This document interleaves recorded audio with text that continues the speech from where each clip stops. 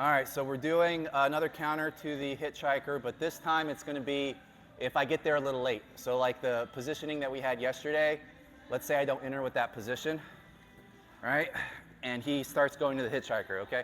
So in a no-gi situation, because we don't have the gi, I would want to be here to prevent the hitchhiker, okay? But let's say I don't do that and he starts to run the hitchhiker, all right?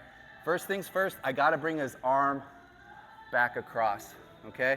If I keep his elbow pointed to his head, it's going to be real hard for me to stop the hitchhiker and impossible for me to armbar him because he's now changed the angle of his elbow, okay? So first things first, I reach over and I either grab it palm down or palm up, either way, and I bring it back over here, okay? As I fall to this side, all right? Just turning the arm this direction makes it harder for him to hitchhiker, right? So if I come here and he starts hitchhikering out, it puts a bunch of strain on his shoulder, okay? That being said, there are some people who have super flexible shoulders and who will still be able to run. You know, they may not be able to get all the way out, but they'll be able to at least improve their position and turn it into a scramble, right? So we don't want that. So let's say we bring the arm back over here now, okay? What we're gonna do now to keep him from being able to run, because we want to stop both parts of the move. We want to stop the thumb and we want to stop the walk around, right? So we're gonna figure 4 our legs behind his head, okay? Now try to run out. So I'm blocking his head so he can't circle anymore. Okay, now once we get to here, we're okay to rock back to center and finish the arm bar from there, okay? So if they start to sit up with that, are you just switching off? You could switch off or you could belly down with it and keep it either way. So we're here, okay? Yep, thank you. He goes over there, I come over, palm over, come to here, switch to here, then come back to center to here. Arm bar from there.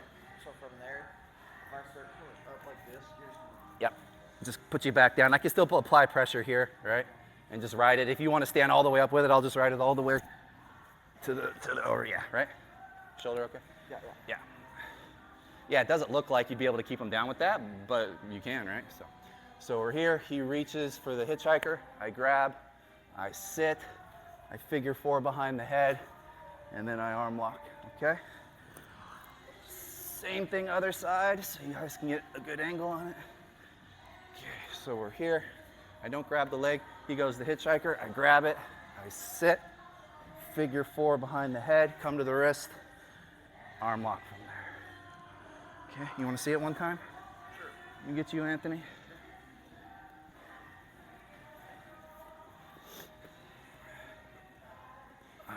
So we're here. So he goes to the hitchhiker. I grab it. I pull it over here. Figure 4 behind the head. Boom. Come back to middle. Arm bar. Okay, other side. Switchy, switchy. We're here.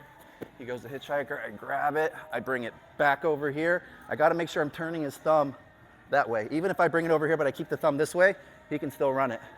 So that's why an overhand grip is helpful, right? When I'm here and I overhand grip it, it's turning the thumb that way. Then you figure 4 your legs, hook behind his head, come back to center. Okay, all good. Any questions? Okay, partner up, let's run it. 1, 2, 3.